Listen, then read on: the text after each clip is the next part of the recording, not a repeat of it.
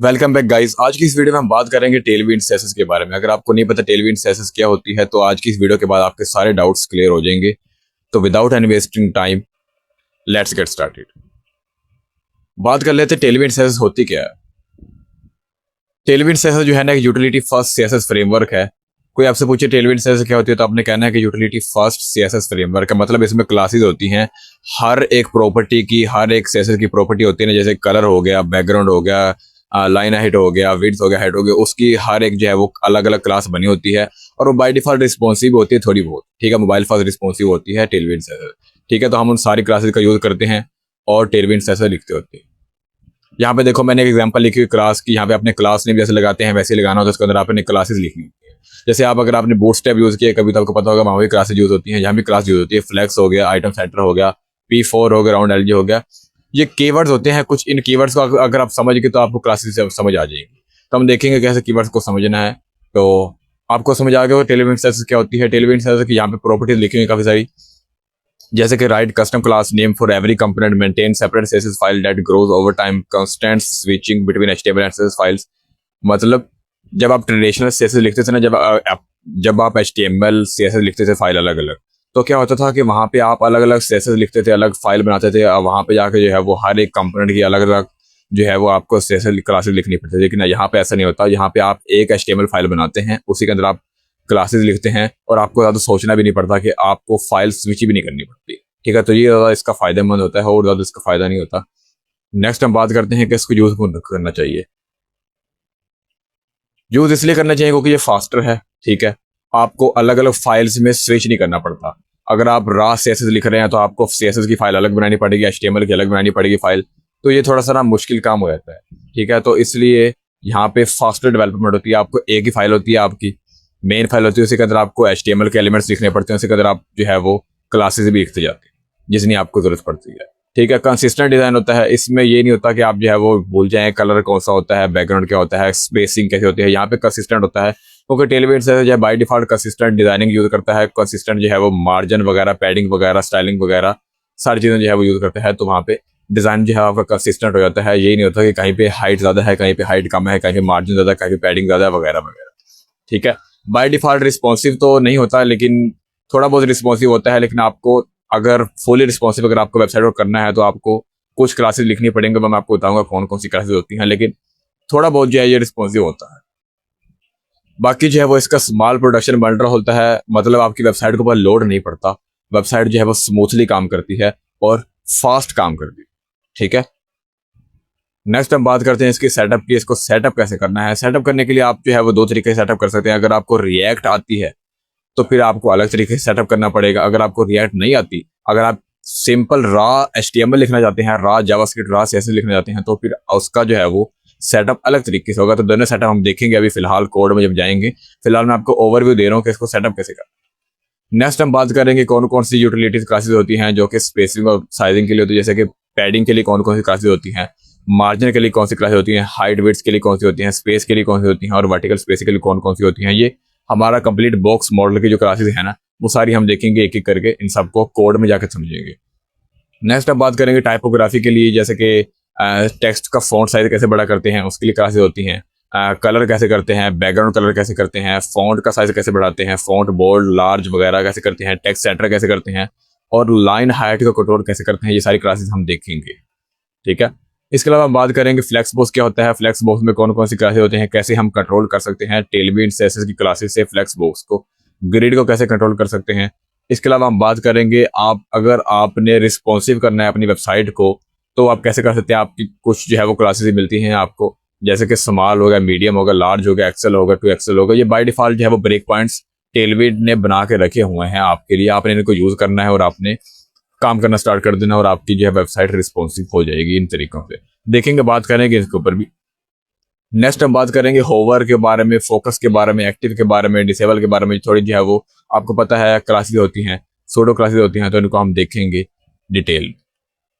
फिर हम जो है वो हमारे क्लोजिंग की तरफ चलेंगे। अगर आप ये सारी चीजें देख लेंगे तो आपको पता चल जाएगा टेलविंड होती क्या है। आप टेलविंड इतनी आ जाएगी आपको कि आप इजिली यूज कर पाएंगे। बाकी जो है वो सब प्रैक्टिस के ऊपर, अगर आप प्रैक्टिस करेंगे तो आपको और ज्यादा अच्छी तरीके से समझ आने लगेगी। आप प्रोजेक्ट्स बनाएंगे तो आपको अच्छी तरीके से समझ आने लग जाएगी। बात करते हैं, हम जाते हैं इसकी ऑफिशियल वेबसाइट के ऊपर, टेलविंड सीएसएस। ठीक है, आप जाएंगे टेलविंड सीएसएस के ऊपर, यहाँ पे ऑफिशियल वेबसाइट आ जाएगी आपके सामने। इसके ऊपर अगर आप क्लिक करेंगे तो आपके सामने सारी चीज़ें यहाँ पे दिखाई देने लग जाएंगे कि यहाँ पे क्या क्या लिखा होगा। अगर आप इसको एक्सप्लोर करना चाहते हैं, एक्सप्लोर कर सकते हैं। इसके ऊपर सारी डॉक्यूमेंटेशन लिखी हुई है, इसके ऊपर सारी की सारी क्लासेस लिखी हुई हैं। जो मैं क्लासेस नहीं भी पढ़ाऊंगा वो भी सारी की सारी क्लासेस यहाँ पे लिखी हुई हैं। हम फिलहाल जाते हैं यहाँ पे गेट स्टार्टर पे क्लिक करते हैं। गेट स्टार्टर पे क्लिक करेंगे तो यहाँ पे देखो क्या लिखा आ रहा है कि आप टेलविंड सीएसएस को इन तरीकों से इंस्टॉल कर सकते हैं। ठीक है, आप वीट के जरिए इंस्टॉल कर सकते हैं। अगर आपने रिएक्ट को सेटअप किया हो तो आप इसके जरिए इंस्टॉल कर सकते हैं। अगर आप रिएक्ट के जरिए सेटअप नहीं किया तो आप जो है वो पोस्ट सीएसएस के जरिए सेटअप कर सकते हैं। ठीक है, ये भी एक तरीका है। अगर आप रिएक्ट यूज कर रहे हैं तो आप इसके तरीके से भी इंस्टॉल कर सकते हैं। इसके अलावा टेलविंड CLI है, इसके अलावा जो है वो प्ले सीडियन है, ये सबसे इंपॉर्टेंट है। अगर आप रास HTML लिख रहे हैं ना, जैसे कि मैंने एक फाइल बनाई, फोल्डर बनाया यहाँ पे, और फोल्डर का नाम है टेलविंड, टेलविंड से जो भी लिख लिया। ठीक है, बना लिया, इसको ओपन विद कोड कर लिया मैंने। ओपन विद कोड करने के बाद यहाँ से मैं दो फाइलें बनाता हूँ index.html नाम की, बल्कि एक ही फाइल बनाता हूँ, दो बनाने की जरूरत नहीं है। एक फाइल बनाता हूँ यहाँ पे index.html नाम, बना लिया HTML नाम की फाइल। इसको क्लोज करता हूँ यहाँ पे, और यहाँ पे फाइल बनती है। यहाँ पे मैं क्या करूँगा, यहाँ पे एक बॉयलर प्लेट ले आऊँगा HTML की रॉ जो होती है।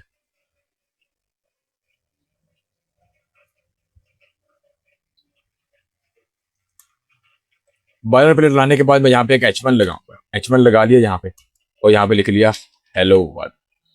अभी यहाँ पे जो है वो क्लास नेम लगाऊंगा मैं, और क्लास लगाने के बाद यहाँ पे लिखूंगा मैं टेक्स्ट 3 XL, और इसके अलावा टेक्स्ट टेक्स्ट रेड 600। अभी आपको परेशान होने की जरूरत नहीं है कि मैं ये क्या लिख रहा हूँ, मैं आपको थोड़ा समझा रहा हूँ कि आप रॉ HTML अगर आप लिख रहे हैं तो आप कैसे टेलविंड को यूज कर सकते हैं प्ले सीडियन की हेल्प से। आपने यहाँ पे जाना है डॉक्यूमेंटेशन में, और यहाँ पे आने के बाद आपने इसको कॉपी कर लेना है। यहाँ पे देखो ये एक स्क्रिप्ट टैग लगा हुआ, उसको कॉपी करना। कॉपी करने के बाद आपने यहाँ पे जाना है, और यहाँ आने के बाद टाइटल के नीचे जो है इसको पेस्ट कर देना। यहाँ पे पेस्ट कर दिया इसको। ठीक है, अगर अब आप देखेंगे इसको तो यहाँ पे हमारा जो है वो कलर भी जो है वो चेंज हो चुका होगा, और यहाँ पे देखो कलर रेड हो चुका है, और हमारा क्लासेस जो है वो सक्सेसफुली काम कर रही है। मेन बात हमारी है, क्लासेस सक्सेसफुली काम कर रही हैं। सिर्फ और सिर्फ हमने सिर्फ एक कोड लगाया यहाँ पे, और हमारी क्लासेस काम कर रही है। ठीक है, ये बात ठीक है, इससे आप काम कर सकते हैं, लेकिन ये सिर्फ खेलने के लिए, आप खेल लो जितना मर्जी खेलना चाहो इससे। टेलविंड सीखने के लिए ये काम करता है, लेकिन अगर आप प्रोडक्शन रेडी ऐप बना रहे हैं ना, अगर आप रिएक्ट का यूज कर रहे हैं तो आप ये काम नहीं करेंगे। आप टेलविंड को अपने कोड बेस में इंस्टॉल करेंगे। तो इंस्टॉल करने के लिए जो है वो यूजली डेवलपर जो है वो रिएक्ट यूज करते हैं, रॉ HTML यूज नहीं करते। रॉ HTML में जो है वो टेलविंड कभी यूज नहीं होती, ज़्यादातर लोग यूज नहीं करते। तो हम क्या करेंगे, हम रिएक्ट का सेटअप करेंगे। यहाँ पे अगर आपको रिएक्ट का सेटअप नहीं आता तो आप जाएं और हमारे रिएक्ट की वीडियो देख के आए, आपको पता चल जाएगा कि रिएक्ट होती क्या है, कैसे इसको सेटअप करते हैं। मैं यहाँ पे रिएक्ट को सेटअप करता हूँ, आपको दिखाता हूँ किस वीडियो से। मैंने रिएक्ट को जो है सेटअप कर लिया, इसको रन भी कर दिया। इसको रन करके आपको दिखाता हूँ मैं ये कैसा लग रहा है अभी के लिए फिलहाल। अभी के लिए फिलहाल इसको मैं ऊपर करूंगा तो ये कुछ ऐसा खाली लग रहा है ऐप। ठीक है, अब मैं आपको बताता हूँ कि इसको इंस्टॉल कैसे करना है टेलविंड सीएसएस को रिएक्ट के अंदर। ठीक है, रिएक्ट का इंस्टॉल करने का सिंपल तरीका, आप वीट का यूज कर रहे हैं, यूज वीट। ठीक है, यहाँ पे जाने के बाद आपने इसको इंस्टॉल करना है, ये वाली कमांड रन करनी है। कमांड रन करनी है यहाँ पे Ctrl+C Ctrl+L, और यहाँ पे ये कमांड रन करनी है, एंटर मारें। ठीक है, ये कमांड लिखे टेलविंड सीएसएस @react वगैरह वगैरह लिखे हुए, तो इसका इंस्टॉल होने देते हैं। इंस्टॉल होने के बाद दूसरा स्टेप यहाँ पे लिखा हुआ कि भाई आप अपने एक फाइल होगी वीट.config.ts वाली, इसके अंदर जाके जो है आपने ये चीज़ें लगा देनी है। तो आप लगा देते हैं, कोई टेंशन नहीं है। इसको कॉपी करता हूँ यहाँ पे टेलविंड सीएसएस को, ये देखो कॉपी करता हूँ। कंप्लीटली कॉपी नहीं करना होता है इसको कुछ चीज़ें होती हैं जो कि मैटर करती हैं। यहाँ पे जाएंगे वीट में, और वीट वाली कॉन्फ़िग फाइल में जाके इसको यहाँ इंपोर्ट करेंगे। इंपोर्ट करने के बाद हम जाएंगे टेलविंड सीएसएस को, इसको कॉपी करेंगे और वो लगा देंगे यहाँ। तो कुछ इस तरीके से जो है हम इस फाइल का चेंजेस करते हैं। देख लें यहाँ पे क्या चेंजेस करते हैं, ये आपको बार बार करने पड़ेंगे। जब आप इंस्टॉल करेंगे टेलविंड को तो ये आपको याद हो ही जाएंगे, कोई मुश्किल बात नहीं है। नेक्स्ट आपने इस जो वो कह रहे हैं कि भाई आपकी जो CSS फाइल है ना उसके अंदर इसको इंपोर्ट कर लो, कॉपी कर लेते हैं इसको भी। कॉपी करने के बाद हमारी CSS फाइल में जाते हैं, इसको इंपोर्ट करते हैं यहाँ। बस इतना ही था, हमारी टेलविंड सीएसएस जो है वो इंस्टॉल हो चुकी है कम्प्लीटली। आपने कुछ 3 स्टेप करने थे। जैसे पहले स्टेप क्या था, आपने इंस्टॉल करना था टेलविंड सीएसएस को। करने के बाद आपने वीट कॉन्फ़िग फाइल में इसको इंपोर्ट करना था और यहाँ पे लगाना था। उसके बाद इंडेक्स फाइल में जाके इसको इंपोर्ट करना था। अगर अब मैं जाऊँ app.jsx में और यहाँ पे आके क्लास नेम लिखूँ और क्लास नेम में लिखूँ टेक्स्ट 54 और टेक्स्ट रेड 500, तो देखोगे तो ये क्लासेस जो है वो यहाँ पे काम कर रही है। रिफ्रेश करता हूँ, देखो यहाँ पे क्लास काम कर रही है, मतलब हमारी टेलविन CSS कंप्लीटली इंस्टॉल हो चुकी है। नेक्स्ट हम बात कर लेते हैं कुछ क्लासेस की जो मैंने आपको बताया था यहाँ पे कौन कौन सी क्लासेस हैं। सबसे पहले हम बात कर लेते हैं कि कोर यूटिलिटी क्लासेस कौन कौन सी, जैसे कि मार्जिन हो गया, पैडिंग हो गया, हाइट विड्थ हो गया, स्पेसिंग होगी, इन सब की बात कर लेते हैं क्योंकि ये सबसे इंपॉर्टेंट क्लासेस होती हैं, आपको पता है। तो हम क्या करते हैं, इस सब की बात कर, मैं यहाँ पे ना एक डिव बनाता हूँ, इसको रिमूव करता हूँ, यहाँ पे डिव बनाता हूँ div डॉट बॉक्स। ठीक है, बॉक्स के अंदर मैं क्लास लगाता हूँ यहाँ पे फिलहाल के लिए बीजी रेड। आप देखिएगा मैं क्या लिख रहा हूँ, बीजी रेड 500। ठीक है, और इसके अलावा मैं यहाँ पे लगाता हूँ हाइट 20, विड्थ 40, और यहाँ पे मैं लगाता हूँ div डॉट, और ये होगा बॉक्स 1, या भी ना भी लिखो, यहाँ पे कोई मसला नहीं है। फिलहाल मैं आपको दिखाता हूँ यहाँ पे क्या हो रहा है। यहाँ पे एक बॉक्स आ गया आपके सामने। ये बॉक्स कैसे आया, आप जब CSS लिखते हैं ना खाली अपनी रॉ CSS, तो आप क्या करते हैं, आप ये करते हैं ना कि आपने एक डिव बनाया, क्लास बनाई, जैसे आपने एक डिव बनाया, ठीक है, खाली डिव बनाया डिव, आप क्या जाते हैं, आप जाते हैं कि इसमें एक बॉक्स बन जाए। आप क्या करेंगे, आप यहाँ पे क्लास लगाएंगे। ठीक है, लगाने के बाद आप क्या करेंगे, आप जाएंगे यहाँ पे और यहाँ पे लिखेंगे भाई हाइट जो है इसकी क्या कर दो, हाइट कर दो इसकी 200 पिक्सल।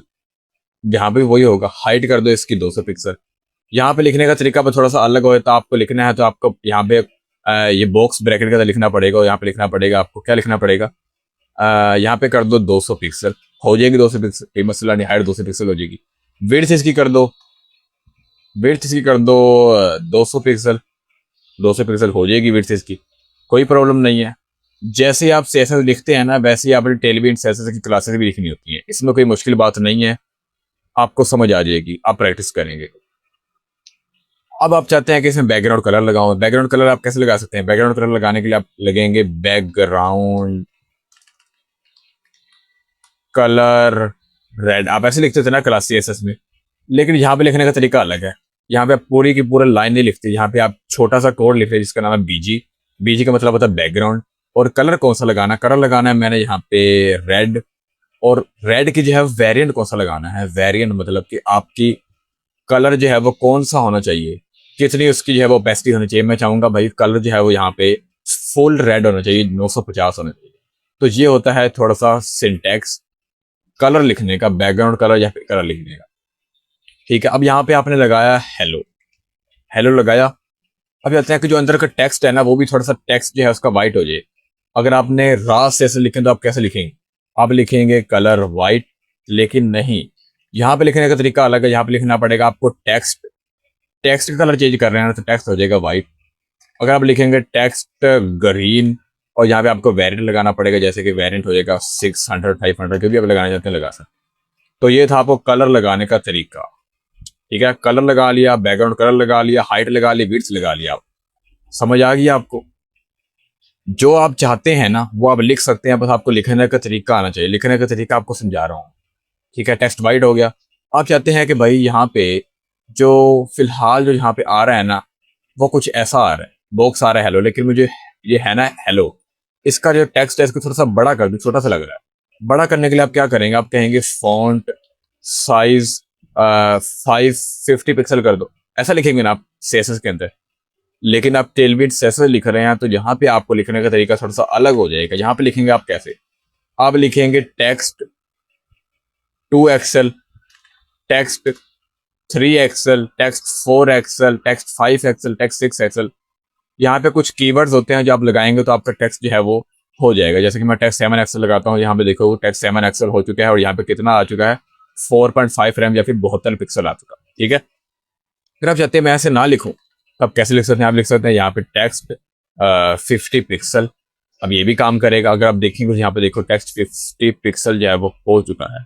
ठीक है, तो इस तरीके से भी आप टेलविन की क्लासेस लगा सकते हैं अपने अकॉर्डिंग। तो उम्मीद है आपको क्लास का समझ आ चुकी होगी, टेक्स्ट साइज कैसे इंक्रीज करते हैं, टेक्स्ट का कलर कैसे लगाते हैं, बैकग्राउंड कलर कैसे लगाते हैं, हाइट कैसे लगाते हैं, विड्थ कैसे लगाते हैं। अब मैं आपको ये सारी चीज़ें जो है वो अलग तरीके से लिख के दिखाता हूँ। हाइट आपने ऐसे लिखी, लेकिन हाइट आप अलग तरीके से भी लिख सकते हैं। हाइट लिख सकते हैं आप, यहाँ पे कुछ कीवर्ड्स होते हैं, जैसे कि हाइट आपने लगानी है हाइट 5, हाइट 10, हाइट 20, तो आप कुछ इस तरीके से लगा सकते हैं। अगर आप देखेंगे तो यहाँ पे हाइट 20 हो चुकी है, ठीक है। अगर आप बढ़ाना चाहते हैं, मैं हाइट को कर दूंगा 100, तो हाइट इसकी 100 हो जाएगी। देखो हाइट 100 हो चुकी है। अगर मैं चाहूँगा तो इसकी विड्थ जो है वो इसको भी 100 कर दूंगा, तो ये भी 100 हो जाएगी। ये देखिए यहाँ पे 100 हो चुकी है। तो कुछ इस तरीके से भी आप जो है वो टेलवेट की क्लासेस लिख सकते हैं, अगर आप ऐसे लिखना नहीं चाहते, ठीक है। उम्मीद है आपको समझ आ चुकी कि हाइट और वेट्स का सही। बात करते हैं बैकग्राउंड की। बैकग्राउंड आप ऐसे लिखेंगे, बैकग्राउंड आप लगाना चाहते हैं रेड, पर्पल लगाना चाहते हैं पर्पल लगा सकते हैं आप, जिसका जो है वो 950 पिक्सल आपको आ जाएगा, ठीक है। अगर आप लगाना चाहते हैं ग्रीन, तो ग्रीन लग जाएगा, ग्रीन आप देखेंगे तो ग्रीन आ जाएगा, ठीक है। तो कुछ इस तरीके से जो है वो आप बैकग्राउंड कलर लगा सकते हैं, उसका वेरिएंट लगा सकते हैं। अगर आप ब्लैक लगाएंगे, बीजी ब्लैक, तो आपको वेरिएंट लगाना नहीं पड़ेगा, क्योंकि ब्लैक में कोई वेरिएंट नहीं है, ठीक है। तो कुछ इस तरीके से आप ब्लैक लगा सकते हैं। यहाँ पे अगर आप लगाएंगे रेड, और रेड के बाद मैं लगाऊंगा यहाँ पे 200, तो यहाँ पे आपको 200 देखने को मिलेगा, ठीक है। तो कुछ इस तरीके से जो है आप बैकग्राउंड की प्रॉपर्टीज लगा सकते हैं, बैकग्राउंड की क्लासेस लगा सकते हैं टेलविड सीएसएस में। बात करते हैं टेक्स्ट की। टेक्स्ट में आप टेक्स्ट वाइट लगा सकते हैं, टेक्स्ट रेड लगा सकते हैं, टेक्स्ट ब्लैक लगा सकते हैं, टेक्स्ट पर्पल लगा सकते हैं, पर्पल में 500 लगा सकते हैं, 100 लगा सकते हैं। टेक्स्ट जो है वो आप लगा सकते हैं ग्रीन, ग्रीन 950, ठीक है। तो कुछ इस तरीके से आप टेक्स्ट की प्रॉपर्टीज भी लगा सकते हैं, टेक्स्ट की क्लासेस लगा सकते हैं। बात करते हैं नेक्स्ट की, टेक्स्ट के साइज कैसे बढ़ाना है। टेक्स्ट का साइज बढ़ाने का आपको दो तरीके बताए मैंने। आप पहला तरीका ये है कि आप टेक्स्ट लगाएं, उसके बाद जो है वो यहाँ पे एक बॉक्स ब्रैकेट ऊपर करें, यहाँ पे लिखें 100 पिक्सल, आपका टेक्स्ट बढ़ जाएगा। दूसरा तरीका यह है कि आप प्री डिफाइंड जो है वो कीवर्ड यूज कर लें, जैसे कि टेक्स्ट 2 एक्सल होगा, टेक्स्ट 3 एक्सल होगा, टेक्स्ट 4 एक्सल होगा, 5 एक्सल होगा, 6 एक्सल हो गया। तो कुछ इस तरीके से भी आप टेक्स्ट का साइज बढ़ा सकते हैं, जैसे कि मैंने यहाँ पे बढ़ाया, ठीक हो गया। उम्मीद आपको समझ आ चुकी कि हाइट कैसे बढ़ाते हैं, विड्थ, बैकग्राउंड कलर और टेक्स्ट का साइज कैसे बढ़ाते। जो आप क्लास लगाना चाहते हैं ना, जैसे कि मैं यहाँ पे लगाना चाहता हूँ फॉन्ट की फैमिली लगाना चाहता हूँ, फॉन्ट की फैमिली क्लास सीएसएस में आप कैसे लगाएंगे। सीएसएस में आप ऐसे लगाएंगे ना,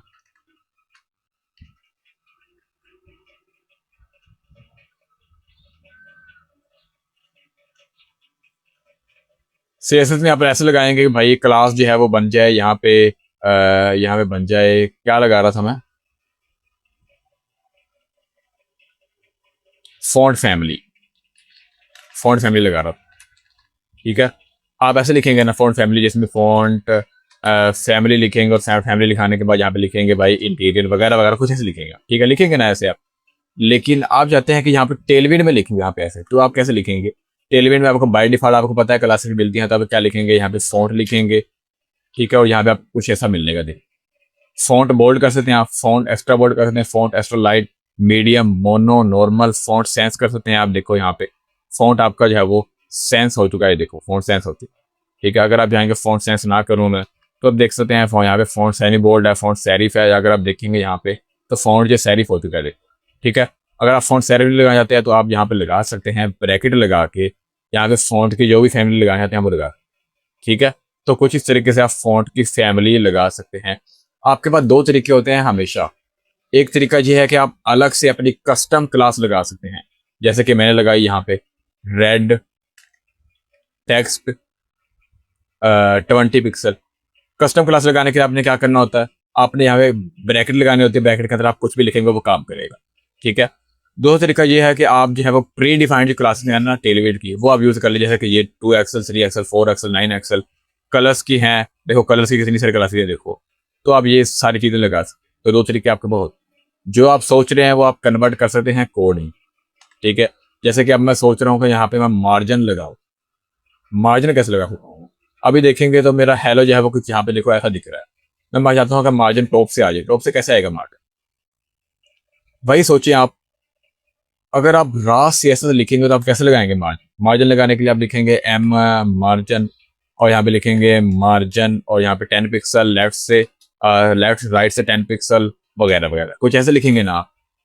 ऐसे ही आपने टेलविड सीएसएस के अंदर लगाना होता है। यहाँ पे आपको कुछ कीवर्ड्स मिलते होते हैं मार्जिन के, एम लिखेंगे ना आप, एम आपको मिलेगा मार्जिन एमडी, जैसे कि आपको मार्जिन दिखाता हूँ, मार्जिन टॉप होता है एक, ठीक है। मार्जिन टॉप जाता हूँ मैं 20 पिक्सल, तो मार्जिन टॉप आ जाएगा 20 पिक्सल, नहीं आएगा 20 को खा जाएगा। देखो यार, टॉप से मार्जिन आ गया। मैं आता हूँ मार्जिन जो है वो आ जाए लेफ्ट से 20, तो लेफ्ट से भी आ जाएगा मार्जिन, राइट से 20 आ जाएगा, मार्जिन बॉटम से भी 20 आप जाते हैं तो वो भी आ जाएगा। अगर आप देखेंगे तो ये देखो यहाँ पे आ चुका है, टॉप से भी आ चुका है, लेफ्ट से भी आ चुका है, बॉटम से भी आ चुका है और राइट से भी आ चुका है। तो ये काम था मार्जिन की प्रॉपर्टीज का, मार्जिन की क्लासेस का, ठीक है। आप ऐसे भी लगा सकते हैं। इसके अलावा अगर आप चाहते हैं कि मैं एक ही वैल्यू दूं, वो सारों के ऊपर लग जाए, मार्जिन 20 दूं तो ये सब के ऊपर काम कर दे, तो ये सब के ऊपर काम करेगी। देखो अब भी यहाँ पे काम कर रही है, ठीक है। अगर आप चाहते हैं कि यहाँ पे मैं अपनी कस्टम दूं, मार्जिन लगा के कस्टम दे दें, आप 10 पिक्सल लगा दें यहाँ पे, तो ये चारों तरफ जो है वो काम करेगी मार्जिन, ठीक है। तो कुछ इस तरीके से आप मार्जिन लगा सकते हैं। अगर आप इसको एक्सप्लोर करेंगे तो आप समझ जाएंगे। अगर आपने सीएसएस सीखी हुई है तो आप टेलमेंट सीएसएस आपके लिए कुछ भी नहीं, ये आसान है। आपने जो सीएसएस लिखी है ना, आपने उसका कोड को कन्वर्ट करना होता है टेलविंड के अंदर।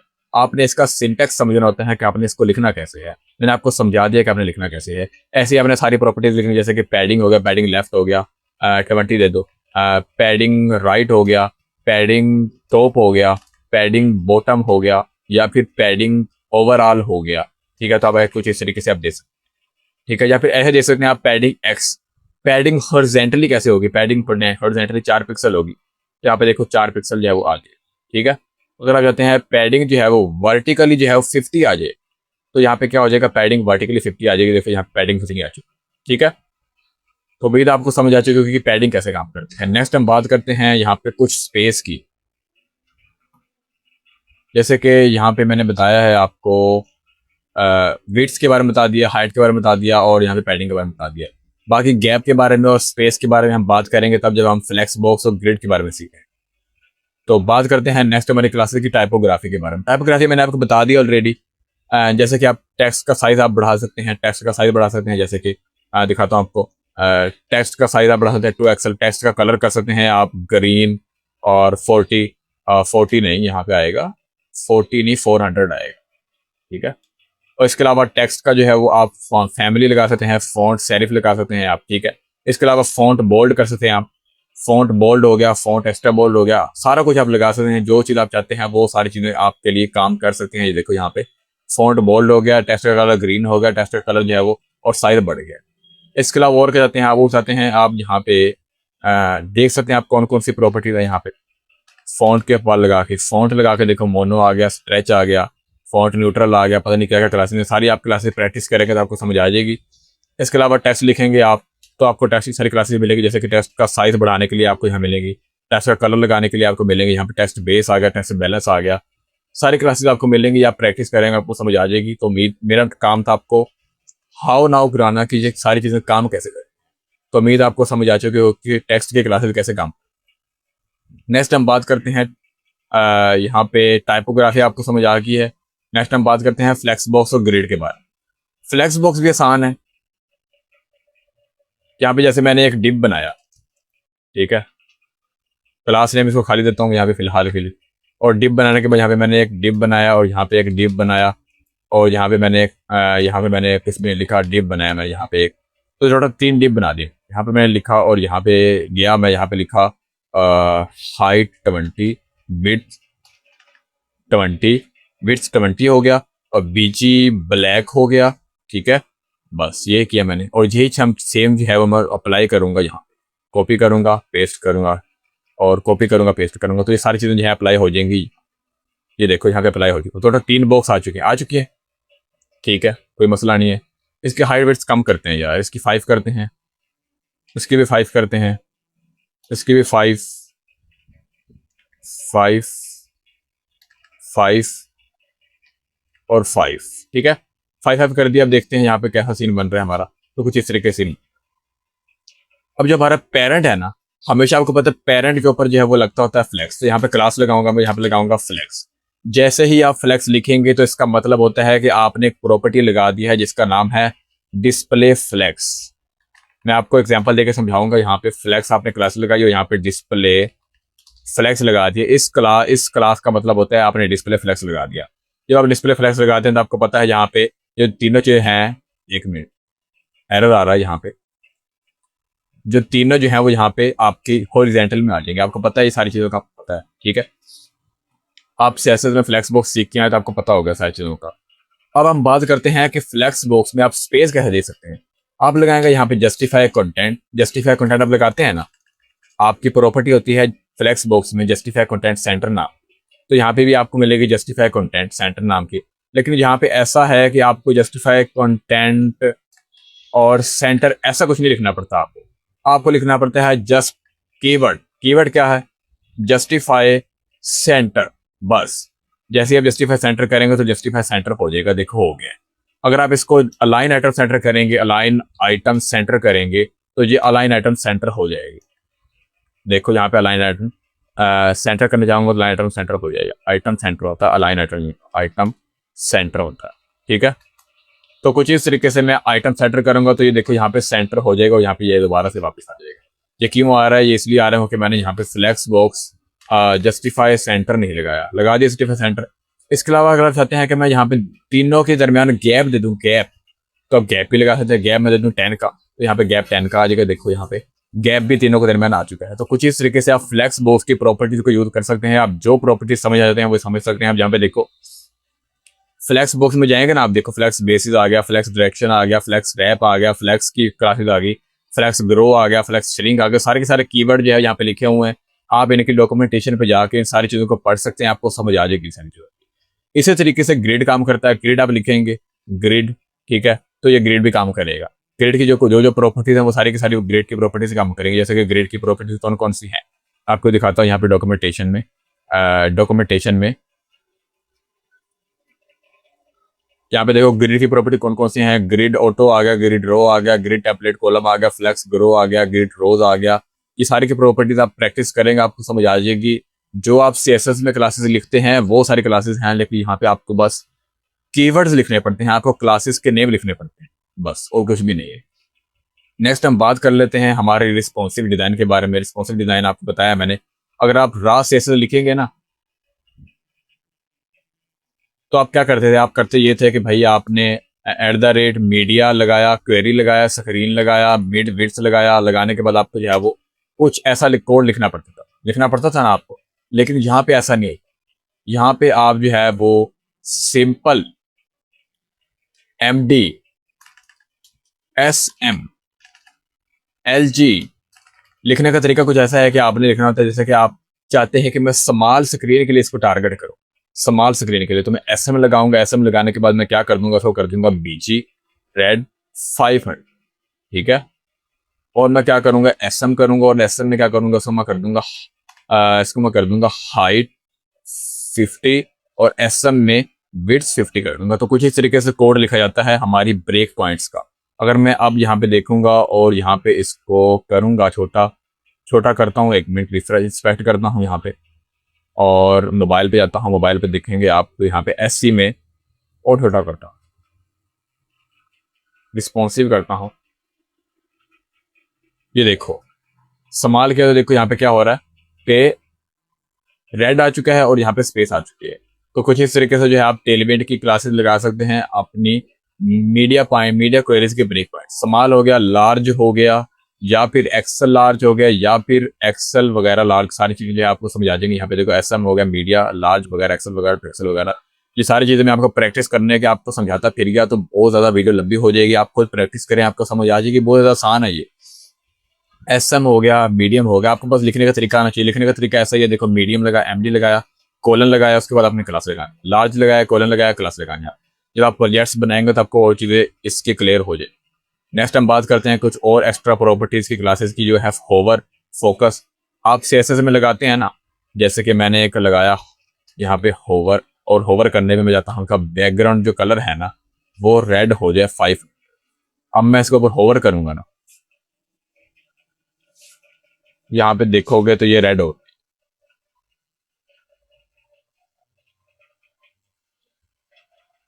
तो कुछ इस तरीके से हमारी होवर प्रॉपर्टी काम करती है, होवर क्लास काम। नेक्स्ट हम बात करते हैं फोकस की। फोकस भी ऐसे काम करती है। अगर आप यहाँ पे देखेंगे तो आपको काफ़ी सारी जो है वो प्रॉपर्टीज मिल जाएंगी। यहाँ पे बैकग्राउंड, बॉर्डर, रिसेट्स की, ब्लर की, फिल्टर की, टेबल्स की, ट्रांजिशन की, ट्रांसफॉर्म की, इंटरएक्टिविटी की। देखिए यहाँ पे और एसवीजीज की काफ़ी सारी प्रॉपर्टीज आपको मिलेगी। यहाँ पे आप प्रैक्टिस करेंगे, एक्सप्लोर करेंगे तो आपको समझ आ जाएगी। यहाँ पे एक्टिव हो गया, फोकस हो गया, एक्टिव हो गया, डिसेबल हो गया, सारी चीज़ें आपको आती हैं ऑलरेडी, इसलिए मैं आपको समझा नहीं रहा। कैसे आती है आपको? आपने सीएसएस लिखी नहीं है, आपको पता नहीं है फोकस क्या होता है, आपको पता नहीं एक्टिव क्या होता है, आपको पता नहीं डिसेबल क्या होता है। तो सेम वही यहाँ पे काम करेगा। आपको लिखने का तरीका आना चाहिए, लिखने का तरीका आपको हमने समझा दिया कि आप होवर लिखेंगे, कोलन लगाएंगे, उसके बाद आप जो चाहते हैं वैसा आप काम कर सकते हैं। ठीक है, तो मिलते हैं नेक्स्ट वीडियो में। उम्मीद है आपको टेलीविजन सेशंस अच्छे से क्लियर हो चुकी है।